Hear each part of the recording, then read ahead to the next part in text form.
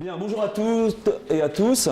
Je vais essayer d'être à la fois clair et rapide, ce qui est toujours complexe, pour resituer les travaux que je mène depuis 20 ans maintenant dans les mondes virtuels, particulièrement de jeux vidéo, massivement multijoueurs pour certains, solitaires pour d'autres. Et mon collègue Étienne Périni, annoncé sur le programme, étant bloqué momentanément par un train en panne, j'espère qu'il nous rejoindra au moins pour la conclusion et la discussion, puisque je mène avec lui, comme vous le verrez, des travaux assez soutenu. Donc brièvement, parmi vous, qui estime avoir utilisé un avatar dans ses loisirs? Levez la main s'il vous plaît. Ok, donc certains ne lèvent pas la main, merci. Et par ailleurs, qui a un profil sur un réseau social numérique, de type Facebook ou autre, professionnel? Ok, alors à vous de savoir si vous avez levé 2 fois la main ou une seule fois. Pour ma part, je vais ici me concentrer sur les avatars simulés, c'est-à-dire les personnages 3D temps réel, mais ils ont pu être 2D auparavant.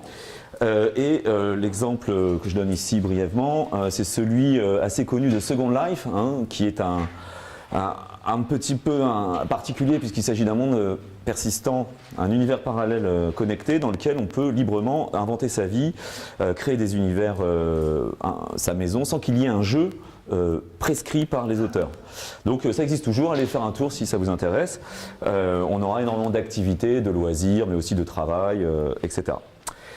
Sur ces images, je vais rentrer dans un PowerPoint et je vais alterner de temps en temps la présentation d'images animées et le dit PowerPoint, de telle sorte que j'aurai des temps de manipulation que j'essaierai de réduire. Donc voilà, ça vous connaissez. Le titre, alors pour vous dire rapidement qui parle, alors mon collègue, je vais le faire parler un petit peu à travers ma bouche. Donc moi je suis chercheur en communication, je me suis intéressé surtout au cinéma et à l'audiovisuel au départ, donc à des médias non interactifs durant mes études, à votre place. Et quand les jeux vidéo ont pris une qualité suffisante pour être dignes d'une figuration réaliste, j'ai basculé de la théorie du cinéma à fabriquer, avec beaucoup de chercheurs, une sorte de théorie du jeu vidéo, plus particulièrement, avec tous les enjeux complexes de comprendre quelle est la place de l'interacteur, du joueur, qui n'est pas tout à fait la même que celle du spectateur ou du joueur classique avec un jeu de plateau de type Monopoly. Mon collègue Étienne Périni, lui, est un pionnier aussi de l'image interactive. Il a utilisé les vidéodisques et les premières options dans les années 80 qui permettaient de faire s'enchaîner des images selon le choix du regardeur.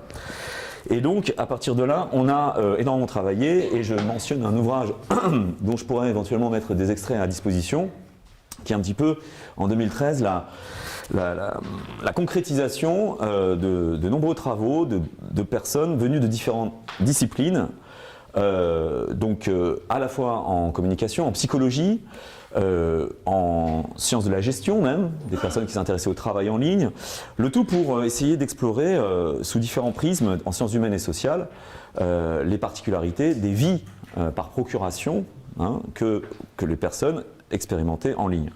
On a eu des artistes aussi, donc vous voyez, ce qui est important dans cet ouvrage, c'est théorie, terrain et témoignage. La théorisation conceptuelle, c'est notre travail à l'université. Les terrains, c'est le travail empirique, de personnes qui sont allées voir, des sociologues en particulier, mais aussi des praticiens psychologues. Les témoignages étaient ceux de joueurs très avancés ou de créateurs, des artistes, qui ont leur place aussi dans la compréhension de ces phénomènes. Donc on a co-dirigé cet ouvrage avec Étienne Périni et en fait, elle cherche, toutes ces contributions essayent d'interroger et de comprendre, par exemple cet extrait, cette capture de Dark Age of Camelot, un jeu massivement multijoueur médiéval fantastique que j'ai exploré en 2001-2002 avec les premiers ethnologues des mondes virtuels, puisque j'ai passé 3 mois à plonger dans ce monde 24 heures, enfin le plus souvent possible, pour essayer de saisir de quelle manière les personnes interagissaient, se fréquentaient, vivaient une sociabilité, mais aussi inventer du sens grâce à la technique et dans la technique, de sorte que la question identitaire est posée, que deviens-je dans ce monde? Suis-je un homme, une femme alors que mon genre est opposé? Deviens-je une personne forte alors que je suis faible ici, socialisé alors que je suis isolé, ainsi de suite.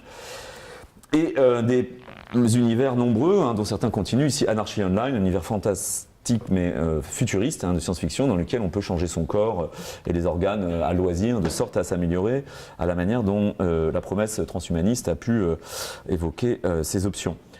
De telle sorte que, évidemment, la création d'avatars, de personnages que vous décidez de personnaliser, que vous fabriquez, est en général la clé d'entrée pour ces univers qui, contrairement à beaucoup de jeux vidéo, ne propose pas un personnage prêt à jouer. C'est pas Batman qu'on connaît, c'est pas un Superman, c'est pas une figure de licence intellectuelle déjà posée. Ce sont des êtres que l'on invente, et ça c'est un paramètre qu'on peut distinguer entre l'avatar prêt à jouer ou l'avatar généré par l'utilisateur. Alors évidemment, ce sont des choses connues par beaucoup de personnes qui ont intrigué, qui ont inquiété, mais au-delà de ça, nous avons essayé de positionner l'ensemble de cette réflexion à travers deux approches simultanées. Et là, je vous montre un tableau qui mériterait à lui tout seul 1 heure ou 2 de conférence. Mais en gros, nous, on a fait le choix avec Étienne de typifier entre les univers hypermédias, c'est Internet, le web, là où vous devez cliquer pour passer d'un endroit à l'autre. Facebook, c'est un univers hypermédia, hypertexte, vous connaissez le concept. Et de l'autre, des univers plutôt simulés, plutôt cybernétiques. La cybernétique étant la science du contrôle et de la commande, mais étant synonyme ici de simulation et d'un certain nombre de paramètres spécifiques. Alors pour vous aider à comprendre ce tableau, brièvement, pensez à votre profil Facebook. C'est bien un agrégat de documents et de photos et de textes qui forge une identité, qui permet de communiquer, qui a plutôt un caractère documentaire, lisible, on consulte une page, permanent, quand vous déconnectez, votre profil continue à exister. Vous pouvez désigner des aspects du profil, les derniers événements de la personne, les likes, etc. Le registre de l'impulsion, le clic, la compulsion du clic. On a quelques transactions entre les personnes. Et puis le mode de fréquentation, c'est-à-dire de quelle manière est-ce que l'on va dans ces univers. Ici, c'est plutôt du côté, je vais voir mon reflet, je donne une bonne image sur LinkedIn, je m'extériorise. On a une dimension un peu abstraite, même si ce sont des documents qui parlent de ma vie ou d'une autre vie que je m'invente, mais il y a une dimension quand même d'abstraction. On n'est pas dans du concret comme on va le voir à droite. Et un espace et une temporalité à la fois composite, instantanée et séquentielle, puisque même si on vous dit que vous surfez sur Internet, vous avez bien compris qu'il n'y avait pas de vague et qu'il y avait une discontinuité entre une page et l'autre. Et ça, en gros, ça c'est l'univers des plateformes et des environnements hypermédiatiques. Conceptualisation assez fondamentale qu'on a pu porter en 2009 et qui, d'une certaine manière, à travers l'idée que vous avez une identité en ligne qui peut être soit hyper avec des documents reliés ensemble, ou alors, dans les jeux qu'on a vus ou dans les simulations 3D, une forme de soi, un avatar, puisque le terme avatar vient du jeu vidéo à la base, on le reverra, qui est plutôt du côté de la simulation. Donc on a opposé agrégat à simula, de l'existence, de la coévolution de soi avec son environnement, d'une approche de synthèse, puisqu'on a à la fois l'image de synthèse et des synthèses de comportement, visible, intermittent quand on se déconnecte, on n'y est plus, enfin quoi qu'il y ait des jeux qui maintiennent ça, mais globalement, avec des régimes de fréquentation, d'interaction plutôt du côté du pilotage, du contrôle, et non pas de la commande, du couplage, de la manipulation, la proposition d'un double, le double de soi-même, ou en tout cas d'un autre qui ferait double, qui nous permettrait de nous dédoubler, c'est une hypothèse qu'on travaillera par la suite. Une forme d'intériorité dans ces mondes-là, on est à l'intérieur, on est dedans, je suis dans ce monde, concrètement, et une dimension spatio-temporelle, unifiée, unitaire, synchrone et temps réel. Voilà, ça vous comprenez, c'est assez facile et simple. Alors avec à droite des précisions sur l'univers que l'on précisera pour certaines ou pas pour d'autres. Du coup, à partir de là, on a voulu, si vous préférez, dans ce tableau, concrétiser des années de travail dans différentes disciplines, avec la question de l'image interactive qui préoccupe beaucoup mon collègue Étienne Périni, puisque lui, c'est un des pionniers du domaine, qu'on a défini comme ici, l'image se modifie sous l'action du sujet regardant. Une thèse selon laquelle, en fait, le jeu vidéo et l'avatar numérique jouable serait la concrétisation, c'est-à-dire la forme la plus aboutie, la plus matérialisée de ce que propose l'image interactive, et le tout construisant un nouveau rapport à la technique. Ce qu'on va essayer d'étayer. Alors, on va essayer ici de poser un vocabulaire qui peut paraître jargonneux ou spécialisé ou beaucoup trop savant, mais en réalité, dites-vous bien qu'à nouveaux objets, nouveaux mots, quand on a découvert l'Amérique du Sud, on a inventé tout un tas de vocabulaire. Et comme on génère des univers artificiels qui ont des singularités, enfin des particularités, il faut bien trouver des termes, car ceux existants n'épuisent pas du tout la nouveauté. Alors, on va voir l'intersubjectivation, la cybernalisation, les visions, non pas le vision et immersion avatariale, l'avatarisation généralisée, le dédoublement du sujet et du monde, qui sont vraiment le cœur du travail d'Étienne Périni, lequel nous rejoindra peut-être. Lui a écrit cet ouvrage, qui est un peu la finalisation de ses 35 ans de recherche, et il développe, justement, on voit à droite le premier jeu vidéo programmé, Space War, pardon. Je me suis fait contaminer. Space War, dans lequel on avait 2 vaisseaux spatiaux qui se combattaient et l'apparition d'une petite, disons, représentation de l'utilisateur simulé, un vaisseau spatial manipulable, qui était le prémisse de l'avatar complet qu'on a vu. Évidemment, ces travaux ont été poursuivis du côté de l'anthropologie, puisqu'on sait que quand une civilisation invente un nouveau régime d'image, que ce soit la perspective, le symbolisme, l'art abstrait, ça correspond à ça souligne des changements importants, comme Philippe Descola, l'anthropologue, l'a montré à travers l'étude des images dans de nombreuses civilisations. Et on a essayé de réfléchir au fait que nous avions des avatars qui étaient des figures coopérables, opérables à la fois par l'humain et par la machine, et des visions habitées en situation de bilocalisation ou bilocation, selon qu'on parle en français ou en anglais, par externalisation de soi. Je vais clarifier tout ça. Alors donc, les 2 prototypes hyper et cyber, les objets logiciels, on va les présenter.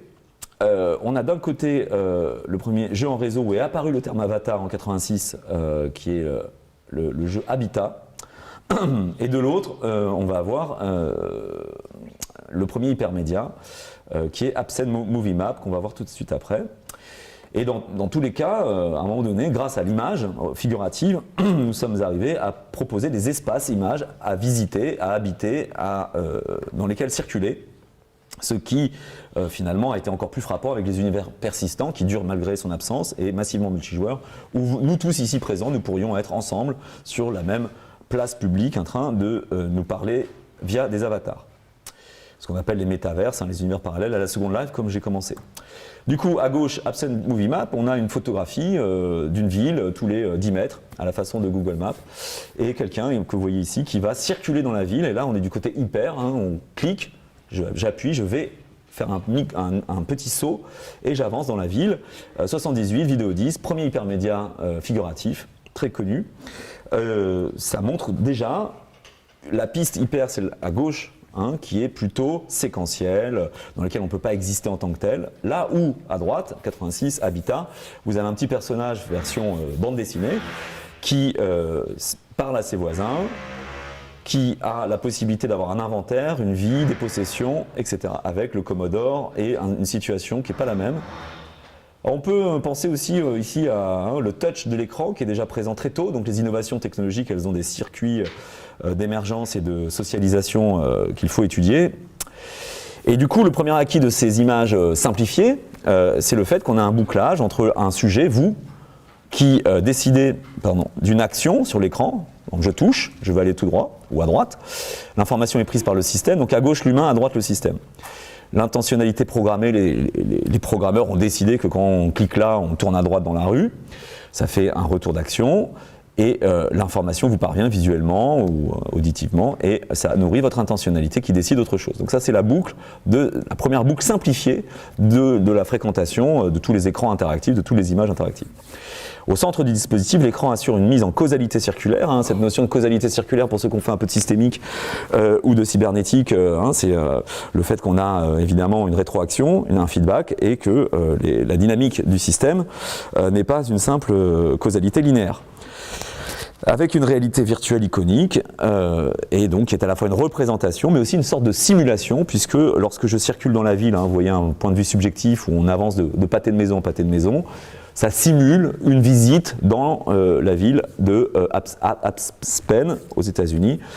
Et donc on a l'impression d'y être. C'est à la fois un mix entre représentation et simulation. Ici très pauvre puisque l'image est fixe, ici plus riche puisque l'image est animée selon mes actes. Donc ça c'est vraiment déjà une première formalisation théorique importante à avoir. Évidemment, avec les années 2000 et même dès les années 90, au fur et à mesure, la profondeur, le développement d'univers plus ou moins ouverts, une simulation de plus en plus développée, des régimes de représentation, ici la 3D isométrique, ici vous avez les Sims, là vous avez la vision subjective pour les jeux de tir, tout ceci est très connu maintenant, ou les jeux de simulation où finalement dans une équipe de foot, quel est votre avatar? C'est votre équipe en entier. Hein, donc on a une possibilité aussi d'avoir des avatars non personnels qui sont des avatars groupaux ou des entités multi-agents. Et de ce fait, l'apparition dont je parlais, hein, avec les grands classiques, le World of Warcraft sur lequel il y a énormément de parutions, et de l'autre des bizarreries comme Second Life, une promesse de vie parallèle, une seconde vie. Du coup, avec ces univers plus riches qu'une simple proposition photographique enchaînée, on est passé de l'effectuation. L'effectuation, c'est quand j'effectue un acte, une commande, j'effectue, voilà, j'appuie, clic, clic, comme dans les hypertextes, hypermédias, à l'instanciation. Alors la théorie de l'instanciation, je le redévelopperai, mais pour vous dire, en informatique, vous le savez, instancier un modèle, c'est concrétiser une variante d'un programme.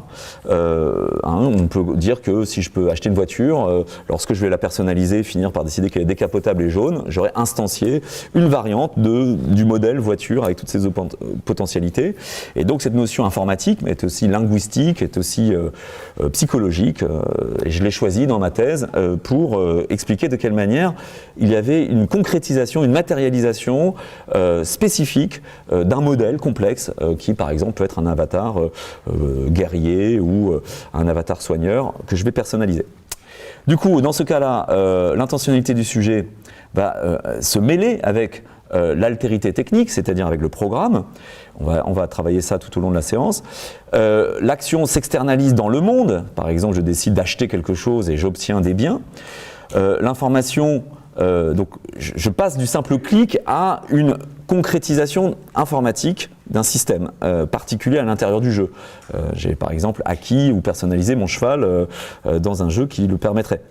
L'information devient symbiotique, c'est-à-dire qu'elle se mélange avec l'environnement, la systémique de l'environnement.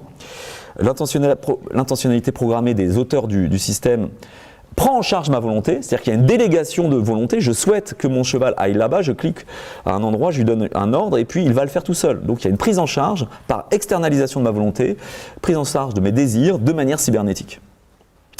Et donc l'action du système programme s'hybride avec les éléments que j'ai transmis et les conditions de fonctionnement du monde. Autrement dit, il en résulte une forme d'incorporation à travers mon avatar et mes choix, puisque j'ai bien dans mon corps propre, et c'est les expériences qu'on va vous montrer par la suite, et c'est un peu toute notre hypothèse, on a à travers l'avatar et l'attachement qu'on développe envers ce personnage, progressivement la possibilité d'incorporer dans son propre corps, par exemple lorsque j'ai une manette qui vibre en pilotant un véhicule qui va rafler une glissière de sécurité, eh bien, il y a une forme d'incorporation en retour aussi, tant visuelle, auditive qu'éventuellement tactile, de l'expérience vécue de l'autre côté de l'écran. L'écran était ici à droite. Bon, donc ça, la mutation de l'image interactive en jeu vidéo, hein, Simondon, le philosophe de la technique qui inspire le travail d'Étienne Périni, parle de concrétisation technique, et on passe d'une simple action-réaction du geste sur l'image à une présence dans l'image, grâce à l'avatar, qui délègue une partie de notre propre corporéité, hein, puisque mon corps physique, je vais le projeter, et c'est l'hypothèse que l'on a formulée et pu vérifier, dans l'univers. Et en retour, s'il lui arrive quelque chose, peut-être que dans ma propre simulation mentale de mon propre corps, est-ce que ça va influencer?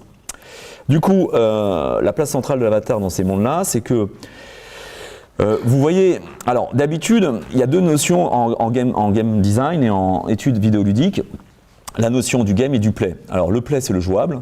Hein, si vous avez une baballe, vous jouez avec, ça rebondit partout, c'est le jouable. Et puis le game, c'est avec la baballe, il faut marquer un but. C'est les règles formelles. Donc on se rend compte que le jeu vidéo va entourer l'image interactive et sa jouabilité par des principes régulés de jeu qu'on pourrait dire culturelle, ce qui s'appelle la surdétermination culturelle de l'objet technique. On aurait tout à fait pu avoir une société où le jeu est interdit et l'interactivité, le jouable, aurait été peut-être uniquement utilisé, non pas pour faire du game, mais pour faire de la formation professionnelle ou pour faire de la simulation scientifique. Et dans ce cas-là, ça s'appelle une surdétermination culturelle, au sens où la culture détermine une potentialité technique dans une orientation précise. Donc cette notion-là, elle permet de situer un peu le schéma précédent, qui a été placé dans le jeu et le loisir dans nos sociétés. Alors évidemment, l'intérêt, c'est de savoir qu'est-ce qui se passe quand on est tous réunis sur une place publique dans Second Life. Comment chaque personne ici présente va interagir avec les autres, et de quelle façon on est pris dans ce conditionnement technologique qui crée des rapports où nous avons été subjectivés, c'est-à-dire transformés subjectivement dans notre vécu par le système technique, mais ensuite aussi transformés par le rapport à autrui. Et ça, c'est évidemment la passion qui m'a animé quand j'ai mené des études ethnographiques de que font les gens dans ces mondes-là, qu'est-ce qui se joue dans l'intersubjectivité, dans le rapport mutuel, les uns par rapport aux autres, qui est très différent que si on est seul dans Silent Hill en pleine nuit en train de se faire peur. Donc il y a aussi des avatars de non-humains, puisque l'avatar d'un robot délégué, d'une entité programmée, d'un personnage, un simple protagoniste de l'univers, n'est pas, disons, animé par un personnage, par une personne humaine, mais il est animé par les programmeurs. C'est pour ça qu'on pourrait dire que c'est pas un avatar, il n'y a personne derrière. Mais si, il y a l'idée, la simulation de personnages qu'a voulu implanter l'auteur, mais il existe aussi des avatars de non-humains au sens, par exemple, considérer un phénomène naturel comme le feu. Le feu, c'est un phénomène, et bien, il est non-humain, là pour le coup, strictement, et on peut le simuler, c'est l'avatar d'un phénomène. Donc cette théorisation avec des îlots de rapport entre un avatar qu'Étienne appelle alter techno, on dit alter ego c'est mon semblable, alter techno c'est mon semblable technique, est un peu le cadre de réflexion qu'on a développé. Bon, alors, évidemment, quand on est devant un écran, on est à la fois ici et là-bas, donc il y a la question de la bilocalisation, une bilocation en anglais, hein, c'est l'ubiquité, je suis à plusieurs endroits à la fois, délégation de soi, traverser de l'écran, c'était ma problématique de thèse, comment je traverse l'écran, comment je me retrouve de l'autre côté, avec des enjeux importants. Et Étienne a formulé l'hypothèse de l'avatarisation généralisée, selon laquelle, finalement, toutes ces technologies du virtuel allaient progressivement développer un dédoublement de l'univers mental, imaginaire et physique, et opérer non seulement des avatars d'individus, mais des avatars de collectifs, de villes, de nations, ce qui est en train de se faire et sur lequel il réfléchit.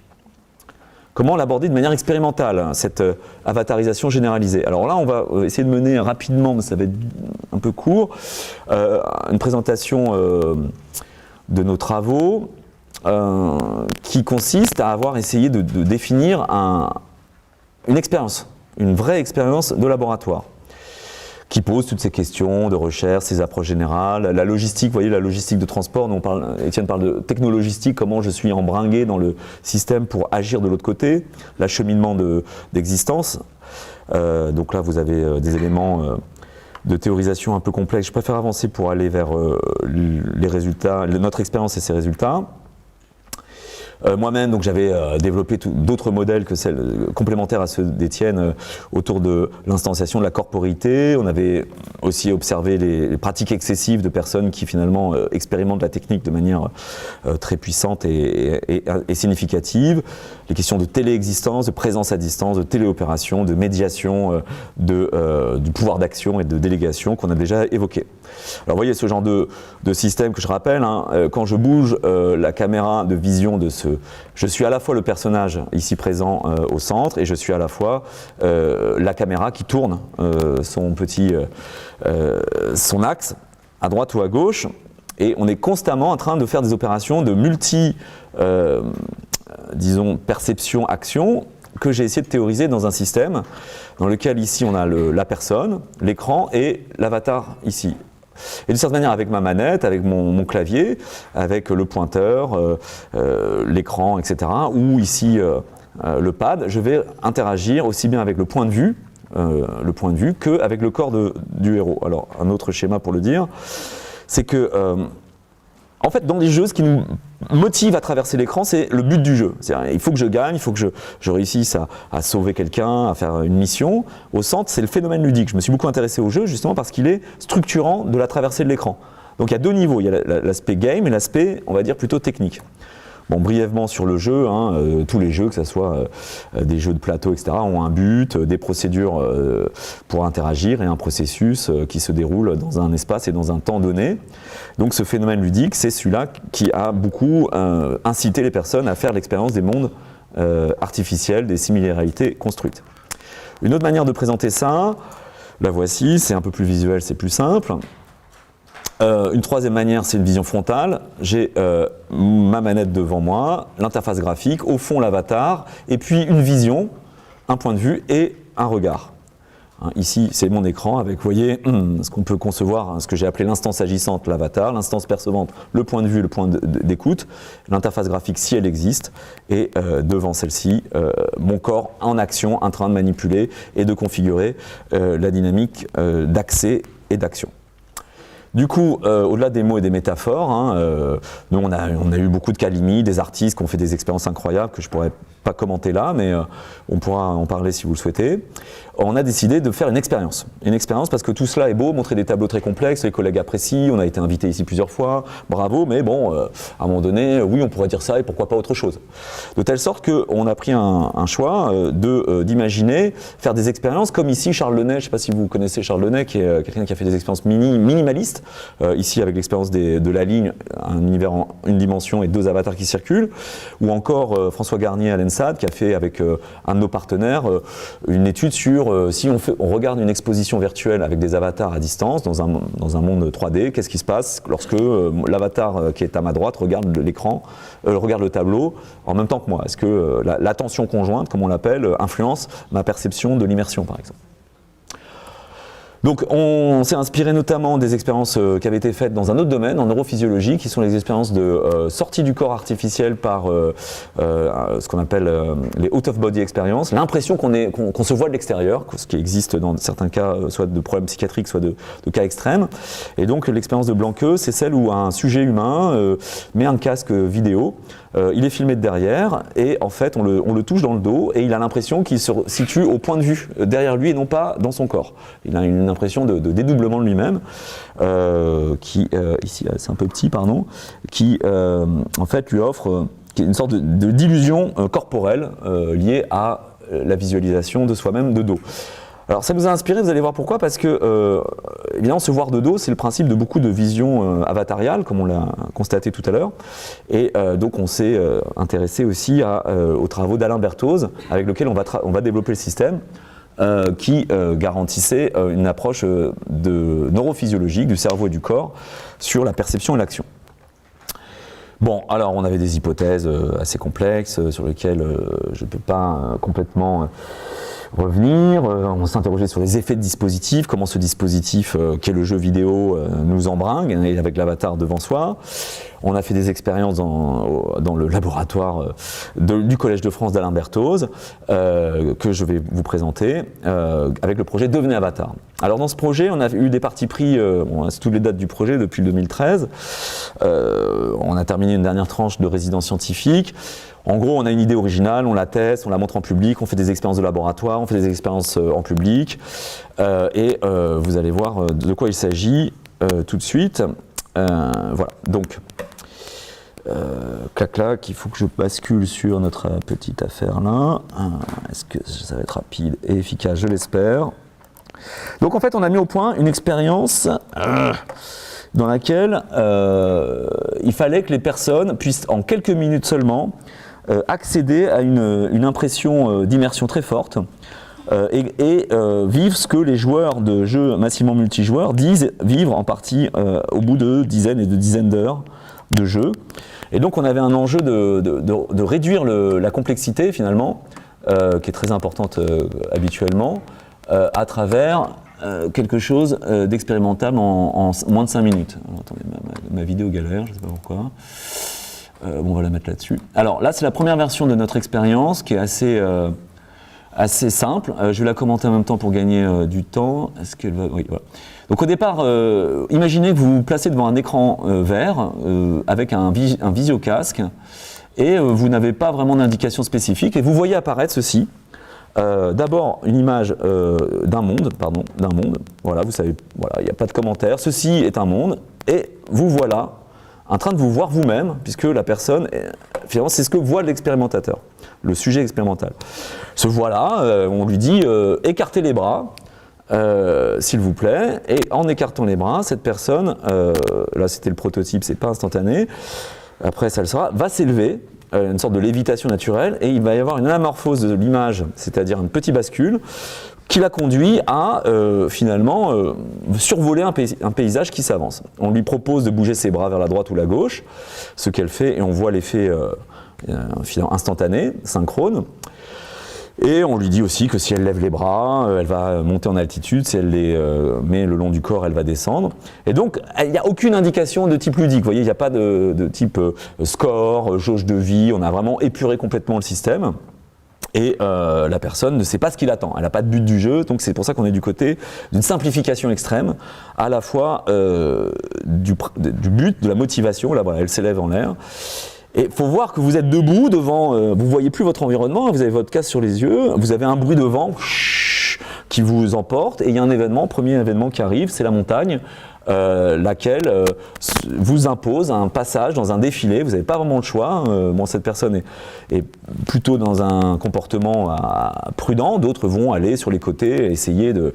Le point de vue se rapproche pour recadrer plus précisément le corps, et une fois que le défilé va être passé, j'avance un peu pour gagner du temps, elle pourra découvrir à nouveau un espace libre de circulation. Donc, bon, quel sens ça a? C'est surtout une expérience, pas un jeu. Et à un moment donné, que tout de même, un petit événement se présente. Alors, elle est assez passive, elle se dit « Ah, il faudrait peut-être que je fasse quelque chose. » ou pas. Et puis, elle va voilà, commencer à vouloir manipuler pour se rapprocher, selon les stratégies, ou éviter ces astéroïdes qui foncent vers elle de manière un petit peu soudaine, et à la fin elle aura l'impression ou pas corporellement d'avoir été concernée par une menace environnementale qui pouf, voilà, l'atteint, et avec une substitution de corps soudaine et un peu étrange. Donc ça, c'est la première variante de notre expérience. Si vous préférez, les partis pris de cette expérience sont incroyables, c'est de prendre au mot la proposition « devenez avatar hein, », mais en enlevant l'altérité, en enlevant je suis un super-héros alors que je suis quelqu'un de banal, je suis beau alors que je suis laid, ou l'inverse, je suis une femme alors que je suis un homme, là, en prenant soi-même, c'est-à-dire en supprimant un des paramètres fondamentaux des avatars qui offrent une grande liberté d'action.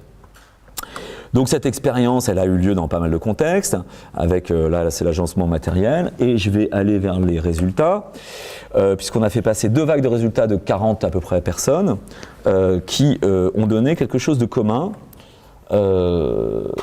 Donc là, bon, là c'est la typologie des personnes, et alors, on leur a demandé en fait à nos expérimentateurs ce qu'ils avaient eu comme expérience préalable, soit de vol, soit de rêve, dans lesquels, puisque c'est une activité qu'on a choisi volontairement, le vol, parce que toute l'humanité, dans tous les endroits du monde, a eu l'idée qu'on pouvait voler, hein, dès lors qu'on a vu des oiseaux. Et puis, vous connaissez le fait que c'est une activité universelle et en même temps impossible. Et le propre de la simulation, c'est de nous offrir des choses impossibles. Donc, on avait demandé si les gens avaient eu des expériences de vol réelles ou imaginaires, avaient l'habitude de se voir eux-mêmes, par exemple si vous faites de la danse devant une glace ou si vous êtes en train de vous filmer sur YouTube en permanence, avaient des problèmes de vertige ou d'équilibre, et s'ils connaissaient des expériences proches ou pas, par exemple dans les installations interactives. Alors on a fait des questions sur l'impression de voler ou pas convaincante, sur le fait d'oublier qu'on était là, parce que si cette expérience on l'a mise au point, c'est pour vraiment tester la question de l'ubiquité. Je suis à la fois debout ici, fixe dans un laboratoire, et en même temps en train d'avoir l'impression de me voir voler, donc déplacé, un peu couché ailleurs. Donc le ici et le ailleurs, hein, la traversée de l'écran, là on l'a vraiment mis en scène avec un casque qui occulte l'environnement de telle sorte que c'est tout le propos de la réalité virtuelle aujourd'hui dont vous entendez parler. On nous promet voilà, de nous téléporter, hein, la métaphore d'usage c'est la téléportation. Donc on a voilà, oublié d'être debout, avoir eu des vertiges pendant l'expérience, ressenti des pertes d'équilibre, se sentir en phase avec son avatar, avoir eu le sentiment, bonjour Étienne, bienvenue à bord, que le monde réagissait.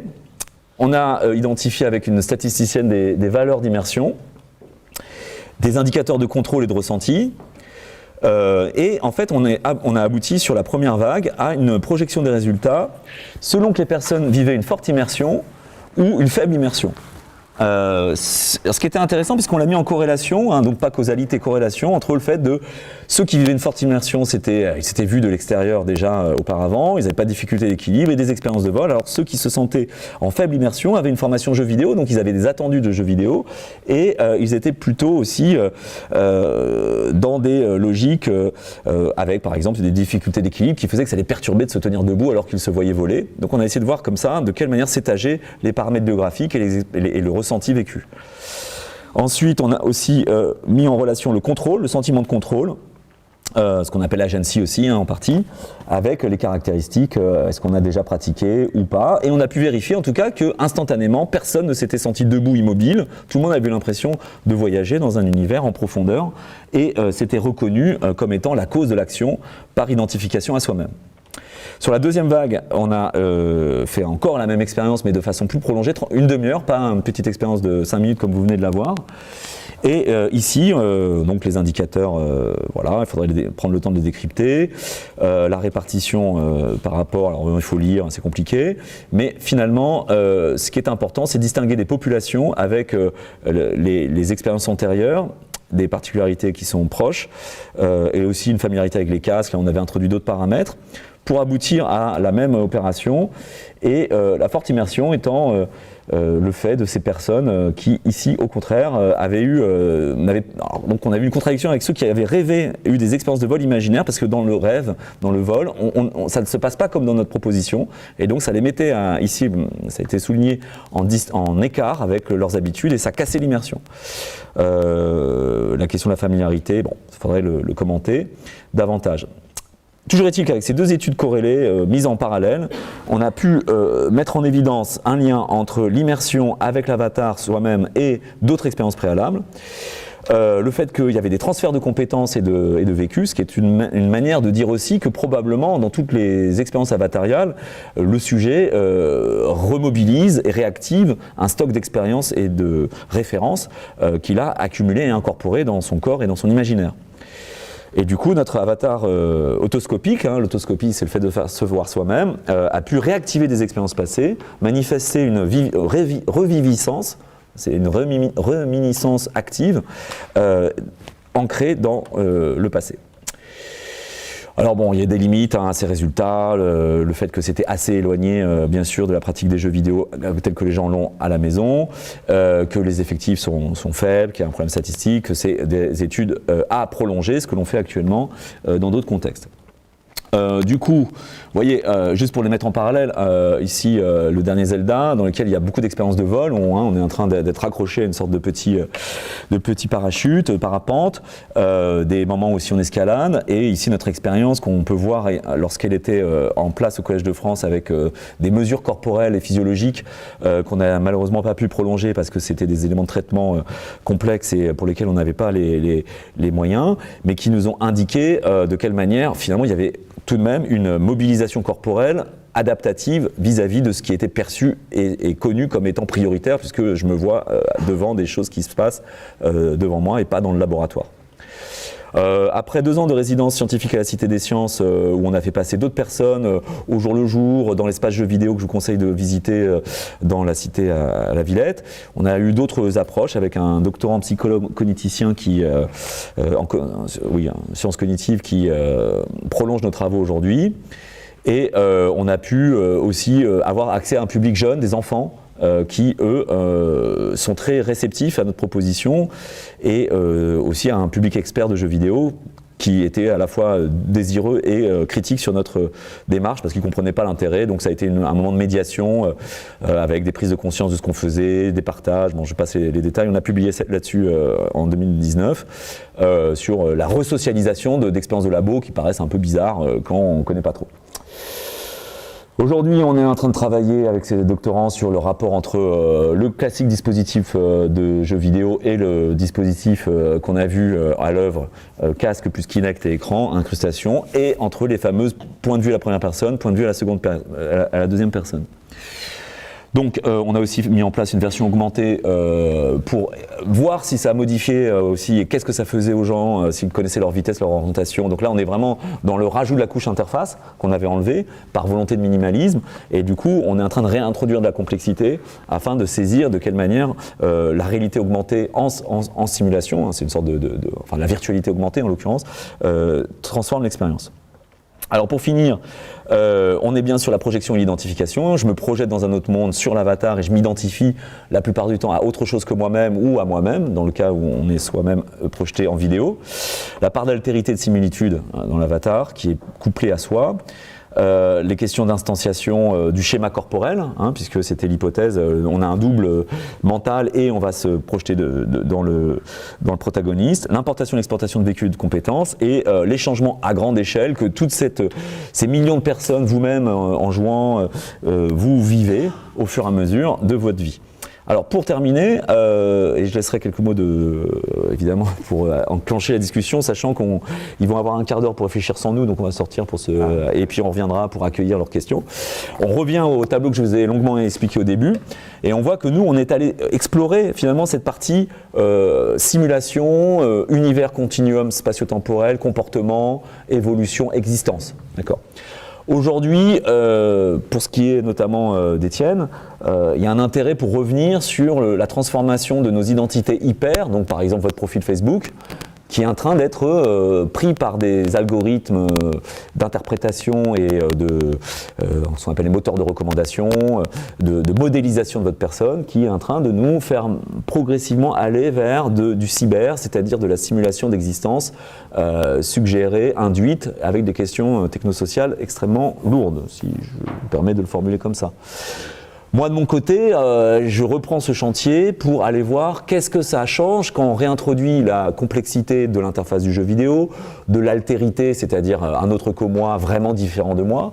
Qu'est-ce que cet écart identitaire entre ce que je suis et ce que je joue va nourrir une évolution, une transformation potentielle de soi, comment l'utiliser pour un bien, on peut dire, pour évoluer, et de quelle manière la transmigration ou la migration d'univers en univers, hein, un coup je suis un super-héros, un coup je suis un scarabée, un coup je suis un vaisseau spatial, donc comment le voyage entre les mondes s'effectue à travers des vecteurs que sont les avatars, et de quelle façon on peut revenir dans notre univers partagé avec des enseignements ou des potentialités cognitives, pratiques, théoriques qui vont aider à modifier la planète, notre cours d'existence et les enjeux collectifs qui nous attendent. Il est actuellement exactement 16. J'ai fait un peu vite parce que et Étienne nous a rejoint, donc je suis ravi. Désolé, mais il y a eu des problèmes de train. C'était le gameplay de la journée. On est là. On vous laisse réfléchir. Merci beaucoup. Voilà, donc...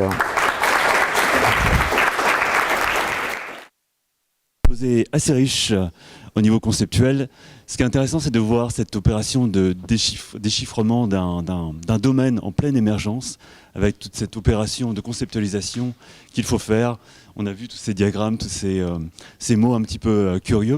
Peut-être qu'on peut lui demander aussi de revenir sur certains concepts. Il y a beaucoup de choses, dans son exposé, donc on peut peut-être lui demander de revenir sur certains termes. Alors, qu'est-ce que vous en pensez ? Qu'est-ce qui vous intéresserait d'évoquer ?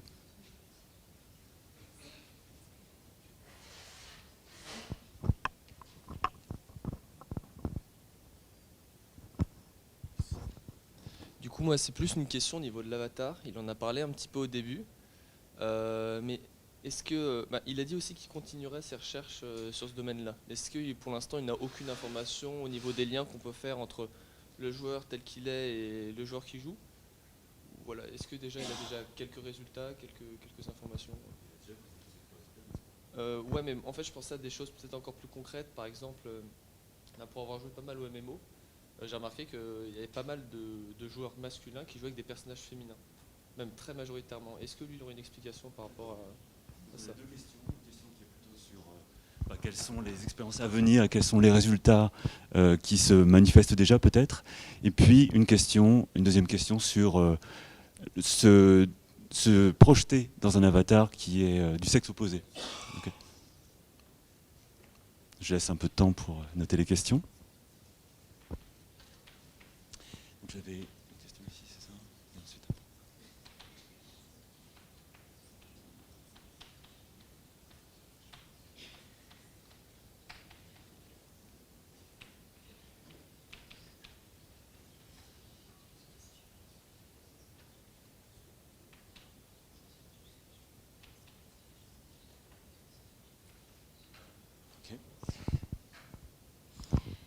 Oui, je voulais savoir s'ils avaient exploré la piste de quand l'avatar meurt, ou enfin le fait qu'il puisse y avoir l'avatar ressuscité, ou comment ça s'est vécu et s'ils avaient analysé ça.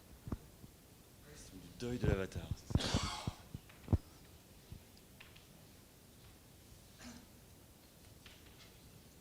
Il y a aussi le fait à un certain moment aussi de laisser un avatar parce qu'on n'a plus le temps de revenir sur l'univers simulé, simplement parce qu'on passe à autre chose.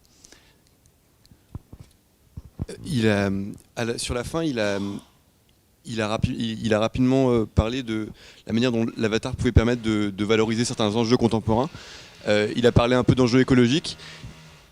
Et je voulais savoir s'il pouvait un peu avancer là-dessus en se disant que rentrer dans un avatar, ça peut permettre d'inculquer une forme de vision ou une fiction au sens de Huston.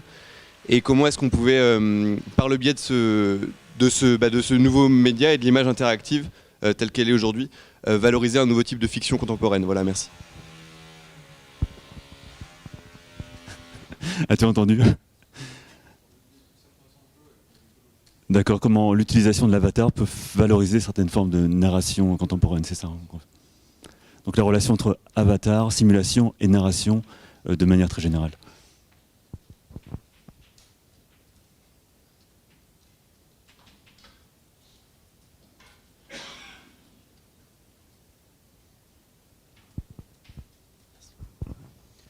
Moi, je me demandais si le réalisme a une importance ou pas pour la projection dans l'avatar, et si du coup, quand on voit que les graphismes dans les années 2000, quand il a commencé les études, étaient quand même très peu réalistes, et est-ce que pourtant les gens arrivaient vraiment à se projeter à 100% dans leur avatar, quoi, déjà à l'époque? S'oublier, être de l'autre côté de l'écran, comme il dit.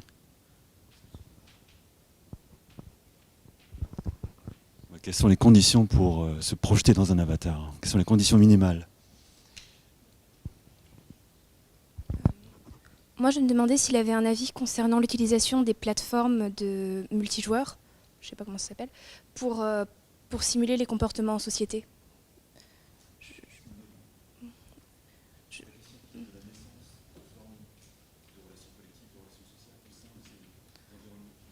C'est ça.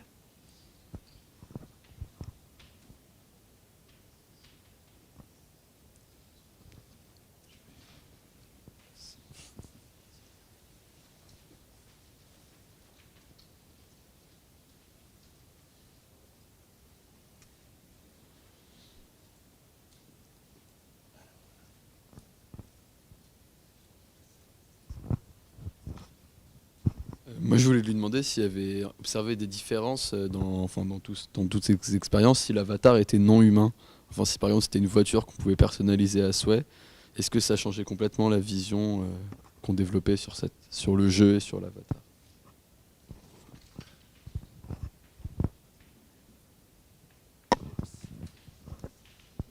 Merci beaucoup.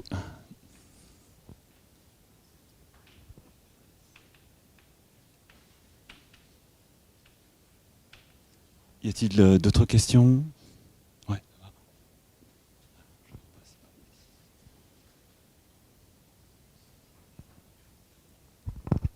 Alors moi ça peut paraître un peu bizarre, mais il y a un jeu, notamment sur internet, qui permet où il y a justement un avatar et tous les joueurs peuvent faire des actions sur le même avatar.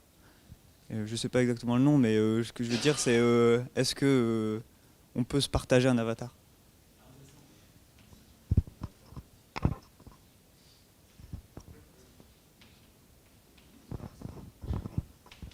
Dernièrement, parler d'avatar pour représenter des collectifs, des nations, ça serait un petit peu ce genre de question. Comment partager donc l'agentivité sur un avatar? Donc c'est-à-dire qu'il y a plusieurs personnes qui se partagent le contrôle d'un même avatar, c'est ça?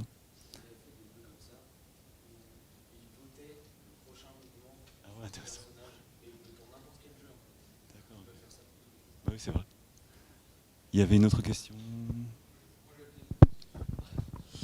Moi, je voulais plutôt son avis. C'est donc il y a un jeu qui fait pas mal parler de lui depuis quelques années, qui est Star Citizen, qui est un jeu de conquête spatiale qui se veut sans temps de chargement notamment, et avec des planètes à très grosse échelle, avec notamment des planètes villes comme on peut voir dans Star Wars. Et je voulais son avis sur ce jeu en général et sur l'impact sociétal que ça peut avoir, quoi.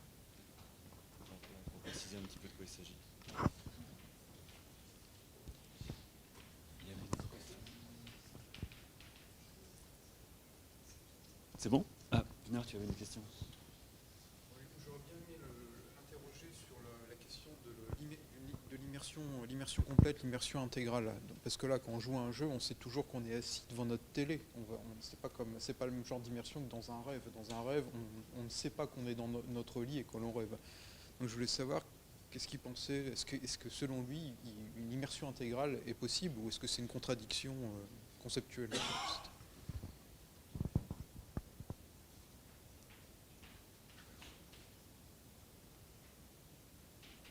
Ok, je crois que ça va aller. En termes de nombre de questions, je vais l'appeler. Je vais les appeler.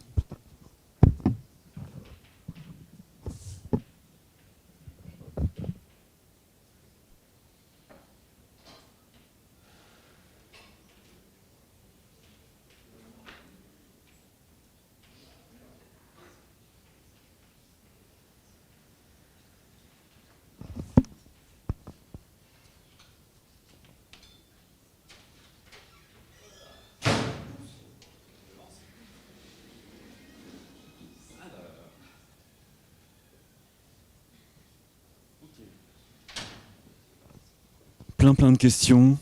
Il sera difficile de répondre à toutes. On va peut-être faire un balayage rapide et puis ensuite vous répondrez comme vous souhaitez. Il y a la question de la projection, de se projeter dans un avatar qui est du sexe opposé. Est-ce que vous avez des informations, peut-être expériences en cours sur qu'est-ce que ça fait, quel est le vécu quand on utilise un avatar de sexe opposé? Il y avait une question générale sur les développements futurs de vos expériences, quels résultats vous souhaitez obtenir dans le futur.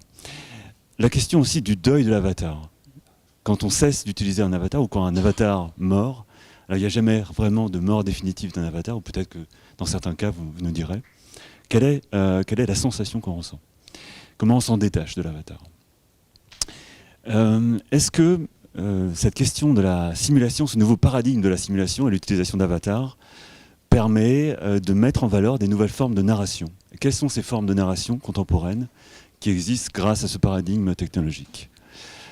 Il y a la question aussi de la projection dans l'avatar. Quelles sont les conditions minimales pour se projeter dans un avatar? Est-ce que le réalisme est important? Est-ce que c'est critique d'avoir quelque chose de réaliste pour s'y projeter?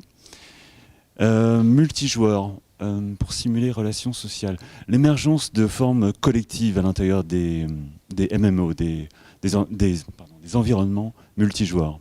Est-ce qu'il y a des formes formes de sociabilité qui émergent, qui sont particulières? Possibilité de personnalité avatar, je ne sais plus quelle est la question. Bon, question sur la personnalisation. Il y avait aussi un cas de figure dans lequel on nous indiquait qu'on pouvait contrôler, dans un jeu, on pouvait contrôler à plusieurs un même avatar. Donc il n'y a pas vraiment de question, mais c'est plutôt intriguant de penser la participation collective au contrôle de l'avatar, d'un avatar. Une question sur Star Citizen. Là, il faudra revenir sur Star Citizen et qu'est-ce que ça représente en termes d'enjeu. Et puis, immersion intégrale, une question finale sur la question aussi de l'immersion, de la projection. Est-ce qu'il est vraiment possible de s'immerger complètement, de se projeter complètement dans un avatar en oubliant son propre corps? Et quelle perspective se dessine par rapport aux évolutions technologiques? Voilà. Ok. Rassembler des choses. On pourrait les catégoriser, hein, bien sûr. Conditions et contraintes fondamentales. Et puis par ailleurs, plutôt modalité, contenu, finalité. Tu as envie de réagir sur quelque chose? Alors, bon, sur tout ce qui est l'altérité, je vais réagir plutôt sur l'altérité. Comme ça, tu pourras éventuellement réagir sur le réalisme et sur les conditions qui sont plus fondamentales. Effectivement, l'identification à un autre que soi différent, un dissemblable, voilà, offre de comprendre des conditions de vie qui ne sont pas les nôtres. Donc c'est à la fois la thématique de l'empathie, celle de l'approche compréhensive. Donc typiquement, il est connu dans les MMORPG que beaucoup de personnes masculines prennent de jolis avatars féminins et découvrent que les interactions sociales centrées sur leur apparence les amènent à avoir des sollicitations, voire des propositions plus ou moins maladroitement amenées, de telle sorte qu'ils comprennent parfois mieux ce qu'est être désiré, désirable dans un espace social et comment sont reçus des comportements souvent déplacés. Donc ça, c'est sur la socialisation finalement, à travers une autre identité. D'autre part, il y a un rapport compensatoire, donc il y a des personnes qui vont être isolées socialement et qui vont développer beaucoup de communautés, de rapports en ligne, des personnes qui sont par exemple en situation de handicap et qui pourraient vouloir au contraire circuler dans les espaces, courir, voler, escalader. Donc voilà, cet aspect de complément, de substitution un petit peu par rapport à des limites que l'on rencontre, des personnes à l'hôpital, en prison. On a eu des études avec des artistes qui allaient voir les enfants bulles là, qui sont dans des milieux fermés pendant très longtemps, vu leur état de santé, et qui allaient voyager dans Second Life pour compenser avec les bénéfices de vécu. C'est-à-dire qu'au même titre que le rêve, lorsqu'on sort d'un rêve, on a vraiment eu le vécu, indéniablement, aussi artificiel cela puisse paraître, les expériences sont subjectivement réelles. Donc d'ailleurs le virtuel c'est un faux débat puisque virtual reality ça veut dire à la base quasi-réalité. C'est pas virtuel philosophique, c'est quasi, simili, voilà, c'est un ersatz de réalité. Donc on y est. L'avatar mort, du coup on est dans le rapport d'attachement, je pourrais peut-être en dire quelque chose, sur le support à travers lequel on a accumulé. C'est comme quand vous avez des objets que vous perdez ou qui sont détruits. Vous vous souvenez le jour où vous les avez acquis, à quel univers, à quelle période de votre existence ils appartenaient. Donc la perte définitive d'avatar existe puisqu'on a souvent des serveurs qui peuvent disparaître, des univers qui implosent, des écrasements de données. Ou des suppressions ou des vols, hein, le vol d'avatar existe, c'est une forme de mort au sens où on ne peut plus y accéder, ou du chantage avec, et donc les rapports identitaires repérés à large échelle ont montré effectivement tout le rapport affectif, émotionnel et le sentiment que c'est une partie de soi qu'on a externalisé, ce qui confirme que l'externalisation par cybernétique, par délégation d'intentionnalité dans le programme, elle a un effet émotionnel d'attachement très fort. Là-dessus, d'ailleurs, tu as développé un concept que je n'ai pas évoqué. Tu peux peut-être évoquer sur l'attachement Oui, alors sur la question de l'attachement, donc moi je suis reparti un tout petit peu des écrits de Bruno Latour sur les fétiches. Les fétiches qui sont des fétiches, donc des faits.